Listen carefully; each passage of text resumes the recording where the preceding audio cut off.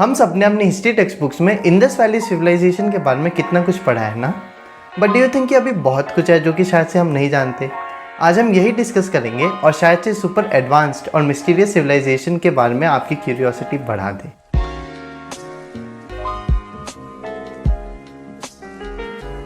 Mesopotamia और ancient Egypt के बाद अप्रॉक्सीमेटली 2500 BC में इंडस रिवर बैंक पे एक वेल एस्टैब्लिश सिविलाइजेशन बनी जिसे हम हड़प्पन सिविलाइजेशन या इंडस वैली सिविलाइजेशन कहते हैं। अब Indus valley civilization was way ahead of its time, specially the architecture. इतना कि उसकी सिटीज़ आज के वेल प्लान सिटीज़ जैसे कि चंडीगढ़ और रायपुर से कंपेयर की जाती है। मड ब्रिक वॉल्स, वेल्स, सिटाडल्स सब चीज़ें थे। हड़प्पा जो कि इंडस वैली सिविलाइजेशन में सबसे पहले डिस्कवर होने वाली सिटी थी, उसमें घर थोड़े हाइट पे बनाए जाते थे टू अवॉइड फ्लडिंग। अब ज़्यादातर घर जो कि इंडस वैली सिविलाइजेशन में मिले वो हड़प्पा के घर के जैसे ही थे, जिससे ये पता चलता है कि शायद से इंडस वैली सिविलाइजेशन में कोई सेंट्रल गवर्निंग बॉडी थी। और घरों का अलग अलग साइज़ का होना सोशियो इकोनॉमिक हायरार्की होने का एविडेंस है। उनकी स्ट्रीट्स ग्रिड लाइक फॉर्म में होती थी और ब्रिक्स जिससे कंस्ट्रक्शन होते थे वो सेम डायमेंशन के थे। इंडस वैली सिविलाइजेशन में प्रॉपर ड्रेनेज सिस्टम और सीवेज सिस्टम था and in fact they even had flushing toilets. इसके अलावा बेक ब्रिक्स का यूज़ एक ऐसी चीज़ है जो कि इंडस वैली सिविलाइजेशन के पहले देखी नहीं गई थी और इसके बाद भी काफ़ी सालों तक इसका यूज़ नहीं देखा गया। The great bath is another example of their amazing architecture जो कि शायद से कोई रिलीजियस बेथिंग पर्पज़ के लिए यूज़ हुआ करता था। अब ये बियर्डेड मैन को तो लगभग सबने देखा ही होगा। ये एक्चुअल में मोहनजोदारो में मिला था और इसके हाफ क्लोज्ड आइज और शॉल जैसे कोई चीज़ से कवर होने के कारण इसे कोई प्रीस्ट या कोई हेड का स्टैचू माना जाता है। अब ये स्टैचू के ट्रेफर्ड पैटर्न से इतना तो कह सकते हैं कि पहले इंडस वैली सिविलाइजेशन में एम्ब्रॉयडरी प्रैक्टिस में थी। इंडस वैली सिविलाइजेशन की ट्रेड लिंक्स एंशिएंट इजिप्ट और मेसोपोटामिया के साथ थे, जैसे कि लैपिस लाजुली जो कि एक डीप ब्लू कलर का स्टोन होता है। ये इंडस वैली सिविलाइजेशन से एक्सपोर्ट होकर के मेसोपोटामिया और इजिप्ट में जाता था और तो और इसके साथ टिन, गोल्ड, कॉपर जैसी चीज़ें भी एक्सपोर्ट की जाती थी। Seal stones for identification were also there जिस पे अलग अलग एनिमल्स बने होते थे।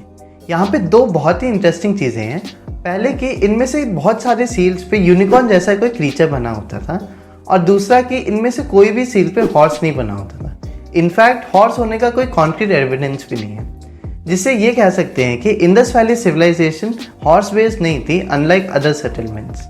हाँ, पर एक्सपोर्ट के लिए बोट्स ज़रूर इस्तेमाल में थे। जब हम लोग ट्रेड के बारे में बात कर रहे हैं तो मेजरमेंट्स को कैसे भूल सकते हैं।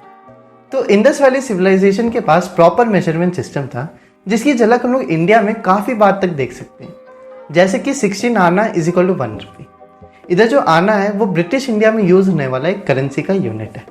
फैशन एक और एरिया है जहाँ इंडस वैली सिविलाइजेशन के लोगों का जवाब नहीं। From cotton fabric to bead jewellery to cosmetics like lipstick and face paint, सब चीज़ों का एविडेंस है इस सिविलाइजेशन में। और तो और माना जाता है कि कॉटन कल्टीवेशन भी सबसे पहले इंडस वैली सिविलाइजेशन में हुआ था। ये सारी चीज़ें कम नहीं प्रूव करने के लिए कि ये सिविलाइजेशन कितनी एडवांस थी। बट क्योंकि इंडस वैली सिविलाइजेशन के स्क्रिप्चर्स आज तक कम्प्लीटली डिकोड नहीं किए जा सके, शायद से हमें बहुत सी चीज़ों का पता ही नहीं जो कि पहले एग्जिस्ट करती थी। इमेजिन अगर इन स्क्रिप्चर्स को कोई डिकोड कर पाए तो कितने सारे सवालों का जवाब मिल जाएगा। शायद से हमें पता चल जाए कि वो बियर्डेड मैन कौन था या फिर वो यूनिकॉर्न जैसी कोई चीज़ क्या सही में एग्जिस्ट करती थी। इस सिविलाइजेशन का एंड भी एक अनसॉल्व्ड मिस्ट्री जैसा ही है। अलग अलग हिस्टोरियंस अलग अलग थियरी देते इस सिविलाइजेशन के एंड के पीछे। कोई कहता है कि आर्यन इन्वेशन के कारण ये सिविलाइजेशन एंड हो गई। अब दूसरी थियरी ये है कि अराउंड 1900 BC में यमुना सतलुज रिवर अपना डायरेक्शन चेंज कर गए थे और हाकरा घाघर रिवर सूख गई थी, जिसके कारण वहाँ पे लोगों का रहना मुश्किल हो गया था, तो वो वहाँ से शिफ्ट होकर के जाइगेंटिक प्लेन्स में चले गए। और थर्ड थियरी ये है कि इंडस वैली सिविलाइजेशन के लोगों का डेथ कोलेरा या मलेरिया जैसे डिजीज की वजह से हो गया। पर सोचने वाली बात यह है कि अगर इंडस वैली सिविलाइजेशन के लोग वहाँ से शिफ्ट हो गए थे तो पोस्ट हड़प्पन सिविलाइजेशन जितनी एडवांस क्यों नहीं थी। इंडस वैली सिविलाइजेशन के डिक्लाइन के काफ़ी सालों बाद तक भी इसके जितनी एडवांस कोई अर्बन सिविलाइजेशन इंडियन सबकॉन्टिनेंट में आई नहीं, which shows how advanced this civilization really was. अब ये वीडियो तो इधर ही खत्म होती है। मिलते हैं नेक्स्ट वीडियो में, तब तक के लिए बाय बाय।